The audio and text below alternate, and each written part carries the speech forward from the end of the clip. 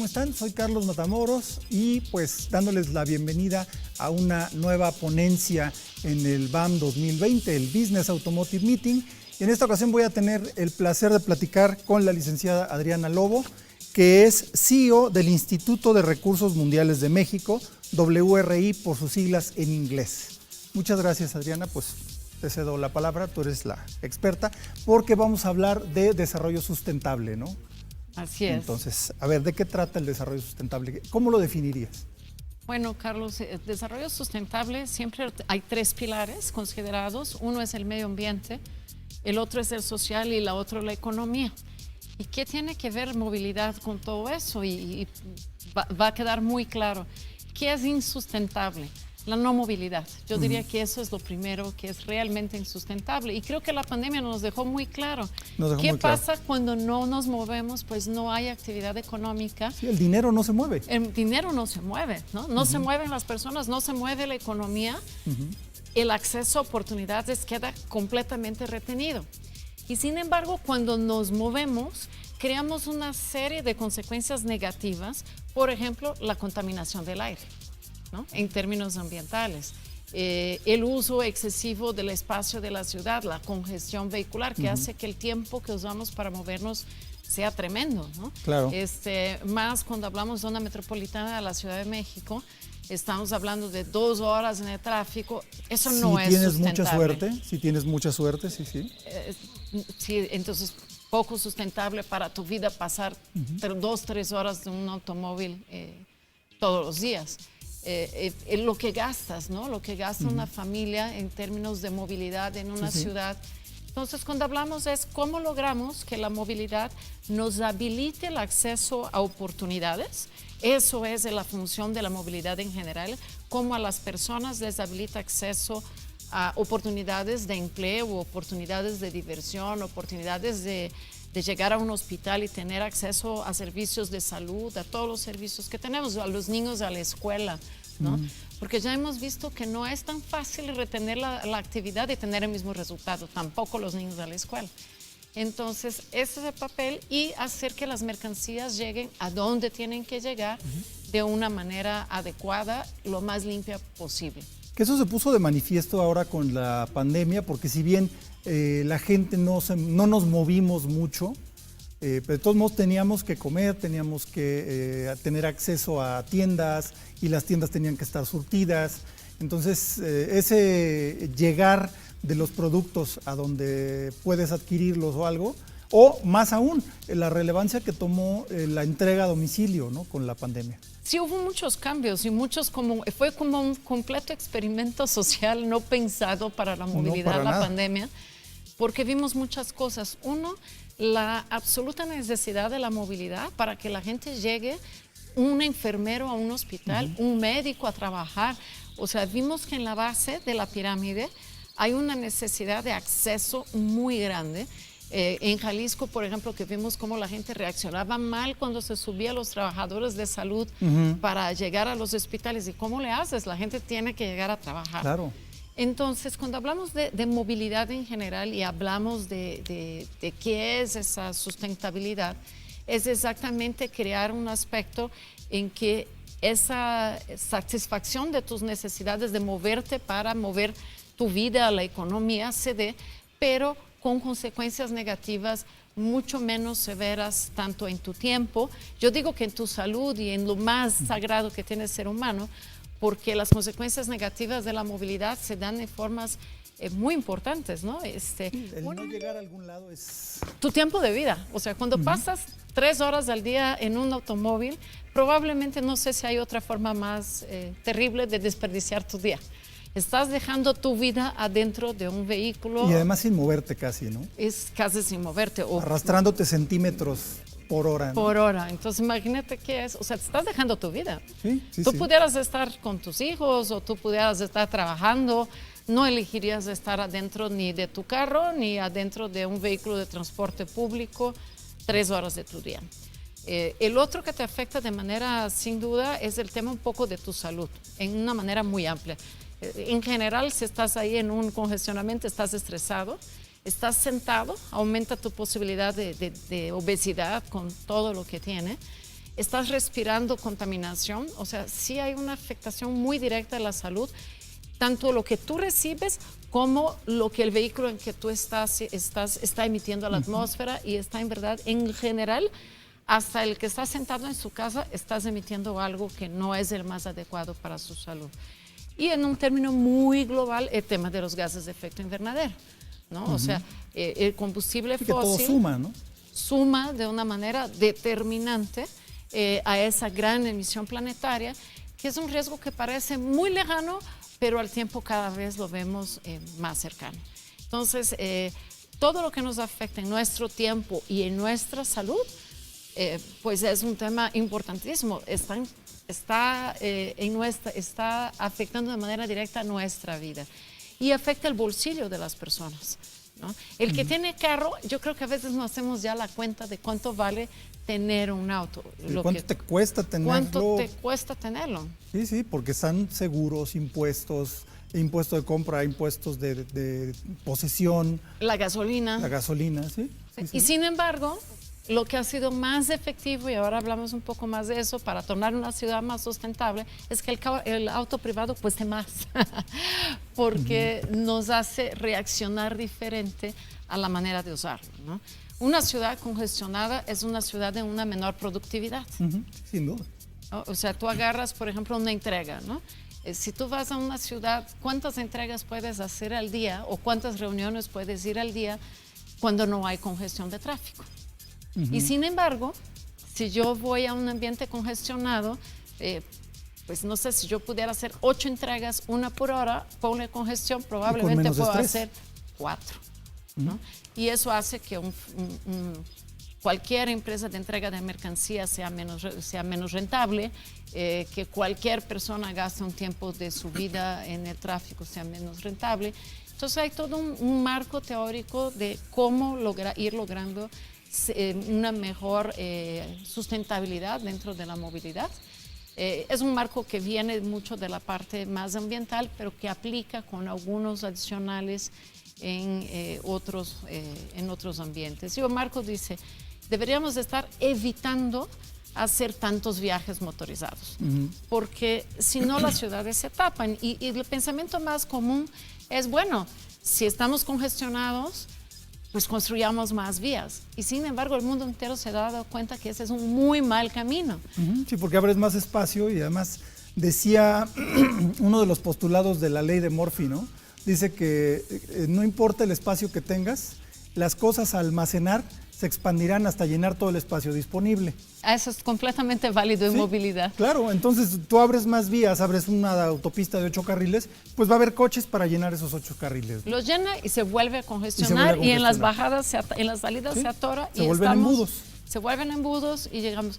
Hay otra que dice más o menos en lo mismo, dice, cuando tú quieres resolver el problema de una ciudad construyendo más vías, el problema de congestión, es equivalente a que tú, como estás muy gordito, ¿cómo que resuelves tu problema de obesidad? Tú desabrochas el cinturón y ya te sientes cómodo y vuelves a engordar, ¿no? Y vuelves a llenar el espacio vacío. Exacto. Entonces, y puedes ver Los Ángeles, o sea, uno puede ver fotos, Los Ángeles es el antiejemplo. Sí, es una locura Los Ángeles. 8 carriles, 10 carriles de cada lado. Y todo lleno. Y todo lleno. Entonces ya sabemos que las ciudades más sanas, y tú ves, hay una foto fantástica de un entronque en Estados Unidos, y tú logras colocar una ciudad italiana completita, media. Tan solo en medio de Verona, en el espacio de un entronque de Estados Unidos. Es muy poco sustentable, inclusive en términos de uso del espacio, de lo que destruyes de naturaleza para poder crear el espacio de circulación. Entonces, hay ciudades que tienen 30% de su espacio con vías. Hay ciudades que tienen 60, 70. No es lo más agradable expandirse de tal forma sobre el ambiente, porque todo se vuelve lejos.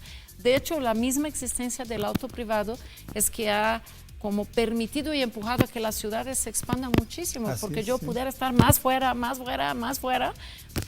y un poco resuelvo, hasta que se empieza a congestionar, y entonces tarda mucho. Entonces, cuando uno habla de evitar tantos viajes, no es solo en número de viajes, ¿no? pero en es distancia, ¿no? en distancia de viajes. Es muy importante que las ciudades sean un poco más compactas y que habiliten que puedas andar en bicicleta, de que puedas tomar un transporte público de calidad. Y sin embargo, la economía de una ciudad muy extendida es una economía bastante mala. Imagínate la cantidad de kilómetros Claro. que tengo que pavimentar, las redes de luz. Como dices, Los Ángeles es el ejemplo perfecto de lo que no se debe de hacer, ¿no? Es unas ciudades súper costosas, ¿no? Las ciudades Sí. de Texas. Y en compensación uno mira una ciudad europea y han hecho muchos esfuerzos los europeos por mantener sus ciudades 6 pisos, un muy buen desarrollo urbano, y eso permite que la gente, no sé, en Ámsterdam pueda ir en bicicleta a su trabajo, a desarrollar otras formas de moverse en la ciudad, ¿no? Y eso es mucho. Entonces, desde el desarrollo urbano, yo digo, ya que estamos no sé, en Coacalco, es muy difícil llegar a las fuentes de trabajo. Sí. ¿Qué podemos hacer? No, y Podemos en bicicleta es imposible, las distancias son muy grandes en la ciudad. muy grandes, entonces tendría que empezar a combinar modos, pero hacerlos muy eficientes para dar, Exacto. o llegar más servicios, ojalá cerca de cada zona. Entonces, desde el desarrollo urbano, hay esa parte un poco de evitar viajes. No es evitar viajes como lo que vimos en la pandemia, en que se evita... No es no salgas. No es no salgas, es salgas, viaja menos, ojalá y tus servicios estén mucho más cercanos de tu casa, que tú no tengas que ir y recorrer distancias enormes de la ciudad. Y sí, y en algunos casos sí, el trabajo desde casa, ¿por qué no? Claro. ¿No? Es que eso ha probado ser una solución muy buena. Se ha visto que mejora la productividad porque la gente no pasa tanto tiempo en el coche y tiene más tiempo de trabajar, ¿no? Claro. Entonces se ha visto que han aumentado las horas de trabajo, evitando los viajes. Ahora, también dentro de la pandemia, prácticamente todos hemos necesitado salir en algún momento de la semana, ¿no? Pero por lo pronto, en mi caso personal, trataba yo de hacer una sola salida a la calle por semana. Entonces, es eso, es eficientar los viajes y haces una salida, haces todo lo que tienes que hacer y te vuelves a guardar. Puede ser, obviamente, Digo, socialmente nos obligó, tiene ¿no? nuestro impacto, nos obligó. Claro. Yo, por ejemplo, que dirijo el centro, dirigimos la organización, yo nunca pensé que pudiéramos tener una operación tan eficiente sin salir de casa. Sí, eso es increíble. Entonces, la actividad que nosotros tenemos lo permite seguir siendo eficiente. De pronto, lo que nos está pegando ahora es lo social, ¿no? Porque también es tu ambiente de convivencia. Entonces, no sabemos bien cuál va a ser la nueva combinación. Sabemos que no vamos a regresar a la combinación anterior. Sí, no, eso ya no va a volver. Ya no va a volver porque ya sabemos que hay una parte que puede ser más eficiente. Entonces, una primera parte de hacer la movilidad eficiente es eso, es desde el desarrollo urbano y desde qué viajes tengo que hacer motorizados y cuáles no y cuáles me los puedo ahorrar, ¿no? Y cuando ahorro algunos viajes, la verdad es que beneficio a la ciudad. Claro. ¿No? Y beneficio al ambiente en general, ¿no? Tengo menos emisiones y tal. Entonces, eso del evitar los viajes es importante.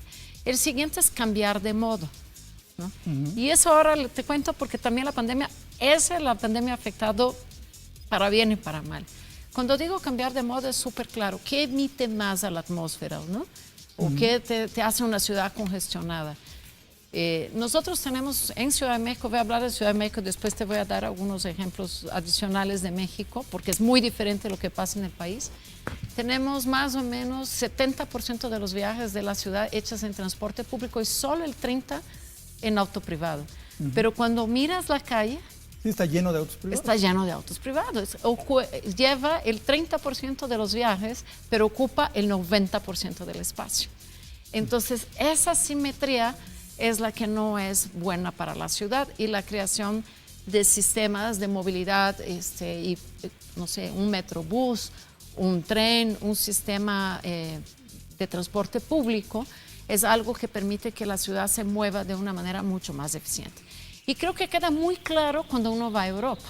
Exactamente. Porque te sientes cómodo, ¿no? Claro, porque el transporte público es muy eficiente, es rápido, igual por cosas de trabajo toca visitar distintas ciudades y te puedes mover realmente a donde quieras en un transporte público que Aparte sería carísimo. Lados. Tú vas en tu carro, llegas y para estacionar. O sea, la economía de eso y eso sí tienes suerte de encontrar dónde estacionarte. Exacto. No encuentras. Pero esas cosas que uno piensa, ay, ¿por qué no?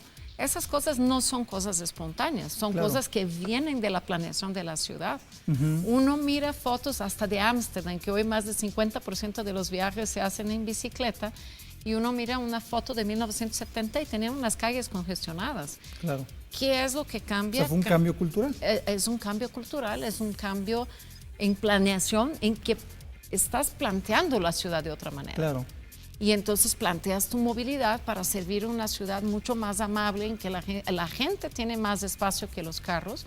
Y lo que hemos visto es que son ciudades más democráticas, que favorecen mucho el comercio pequeño, que eso ayuda a la actividad económica, o sea, favorece a que vayas a la tienda en una calle y no en un centro comercial. Exacto. Entonces, no las grandes cadenas, sino una actividad comercial mucho más distribuida. Eso favorece mucho a la gente, ¿no?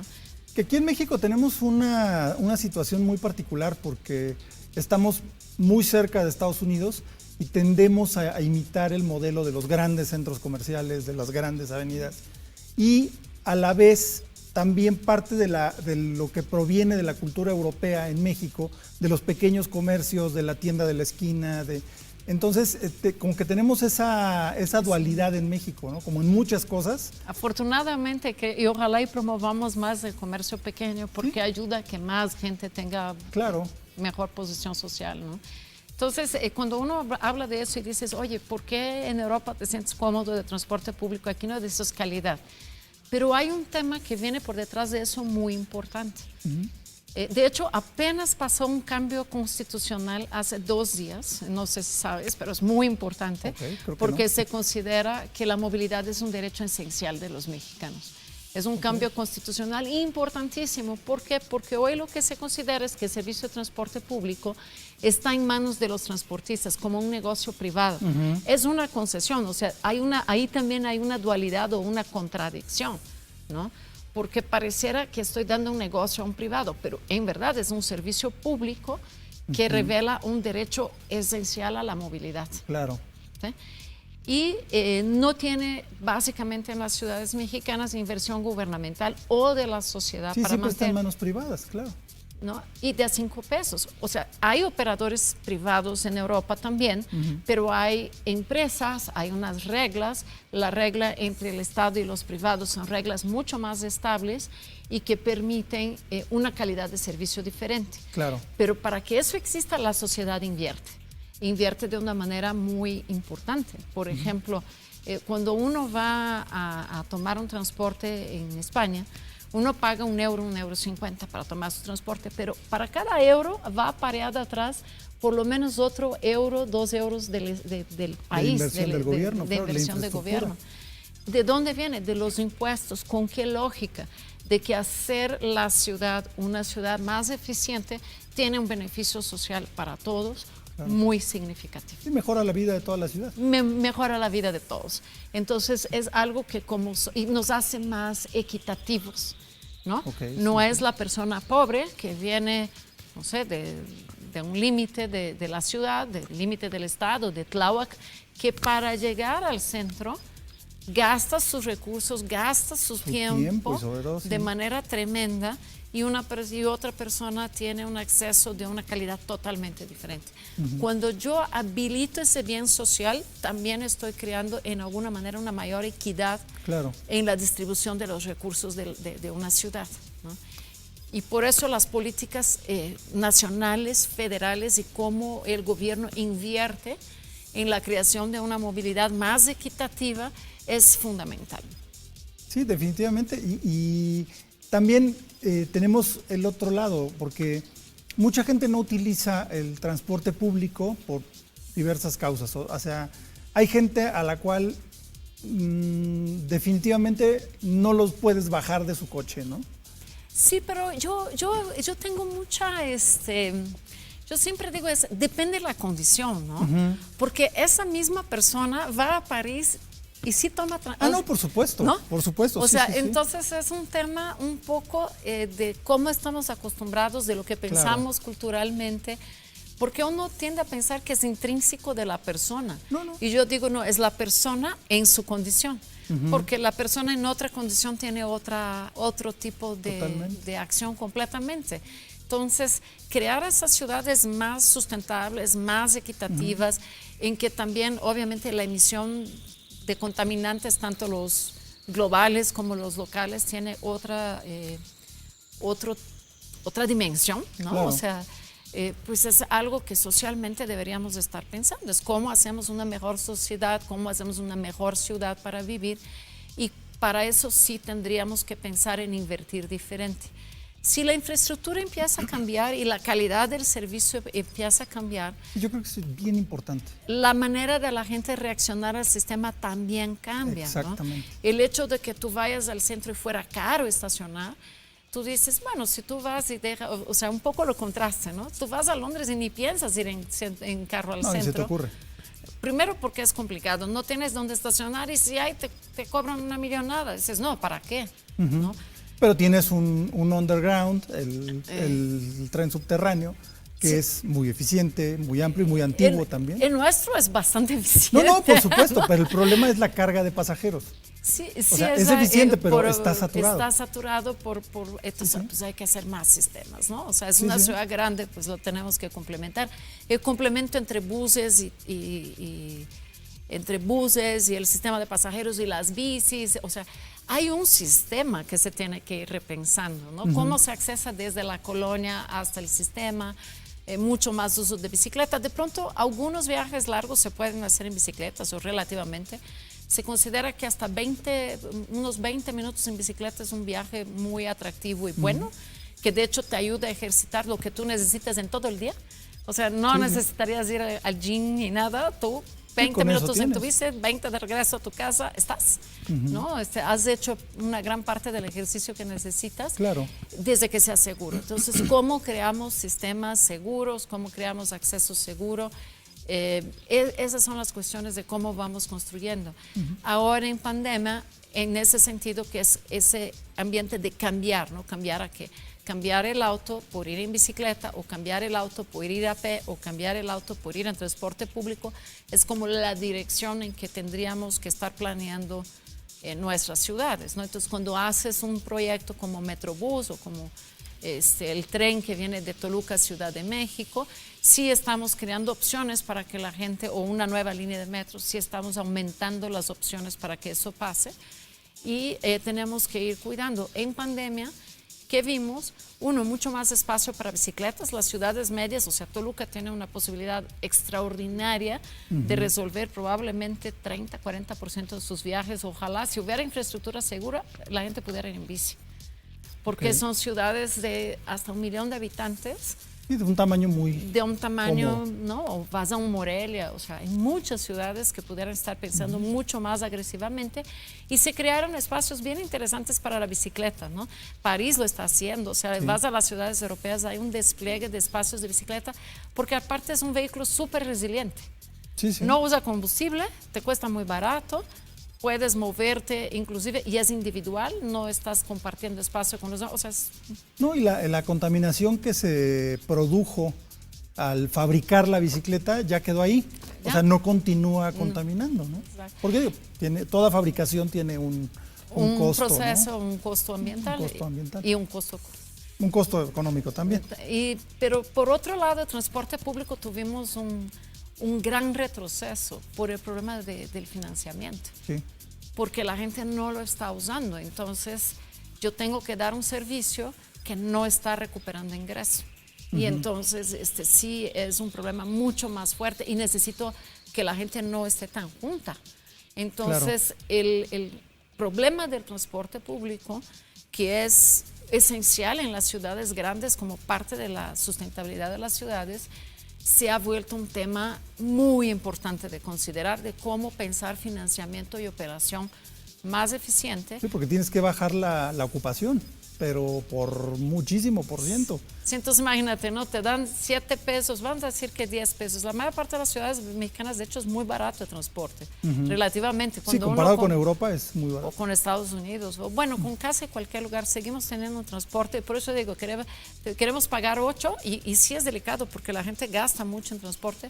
Queremos pagar 8 y tener transporte de 30, ¿no? O sea, en calidad hay algo ahí que no está balanceado. Sí, pero luego, aún con los 8 pesos, también el transporte público representa una parte grande del ingreso de una familia.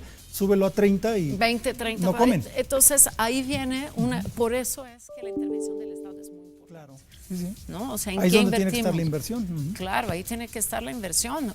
Y en otros cambios que son más sutiles, pero muy importantes, que pues eso se estudia y tiene mucha técnica atrás. O sea, de las cosas que más ayudó, por ejemplo, la distribución a cambiar en España, fue cuando hacen lo que llaman, también en Brasil, en varias ciudades brasileñas, se escucha que de ahí soy, pero cuando tú haces integración de la tarifa, o sea, que tú puedas usar la misma tarifa, ¿no? De pronto no 8 pesos, pero vamos a hacer una tarifa de 15 o 18 pesos, pero puedes andar en toda la ciudad por 1 hora. Exacto, eso sería mucho mejor, porque sí, en Europa es muy usual esa integración de tarifa y sí te facilita mucho el estar cambiando de un medio a otro, porque hay veces que no hay un tren directo o un tranvía o un autobús directo. Exacto. Y puedes usar un autobús, un tren y un tranvía para llegar. Eso es el problema de la gente más pobre en México, que necesita ir por muchos modos. Claro. Entonces, aunque cada modo individualmente es barato, cuando sí, sumas 3 o 4, exacto, ya se le volvió muy caro. Entonces, claro, si tú pones una tarifa más media, por tiempo estaría muy bueno. Entonces ayuda a que la gente que vive más lejos no sí pague una solución. Cantidad. Es una solución de reequilibrar la equidad claro, de cuánto se paga en el transporte, ¿no? Entonces, claro, todo ese tema es un tema súper importante. Sí. Realmente, cuando estamos hablando de acceso a movilidad, sí estamos hablando de una manera súper profunda de equidad social. Totalmente, y creo que es de la más básica, definitivamente, de lo más esencial en cuanto a equidad. Y ahora, bueno, me estaba acordando, a lo mejor voy a volver un poquito al tema de los autos particulares, porque me viene a la mente Alemania, que tiene una gran cultura automotriz. Los alemanes adoran sus coches.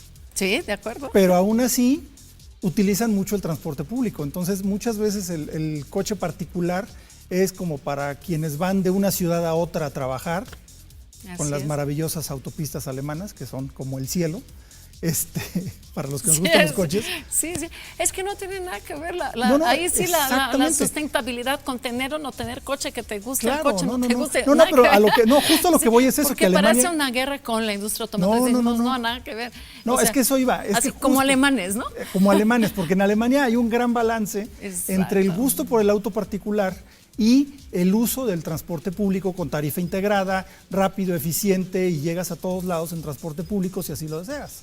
Pero eso es exactamente lo que es. Eso no se da de manera natural. No, eso hay que... O sea, eso es la planeación de las ciudades que te da el espacio para que eso pase. O sea, la ciudad está planteada de esa manera. O sea, entonces los precios de los estacionamientos son caros, los impuestos sobre tus coches es caro, el impuesto sobre el combustible es caro, que aquí hay una discusión enorme, el tema porque sí hay una afectación general, pero hay todo un esquema social y planeación de ciudad, planeación de impuestos que te llevan a unas ciertas decisiones que son más favorables a la sociedad. O sea, no es uno desde su punto de vista de elección individual, que también puede ser, pero los que tenemos ese grado de conciencia social, de conciencia ambiental para tomar la decisión de cambiar su vida por esta razón, son menos. Claro. O sea, las personas reaccionan mucho más a lo que es conveniente o no conveniente en momento. su bolsillo y en su tiempo. Sí. Muy bien, pues oye, muchísimas gracias, Adriana, es un placer platicar contigo y nos podríamos seguir aquí un par de horas, pero ¿te gustaría cerrar con algún comentario en particular acerca de movilidad y de sustentabilidad?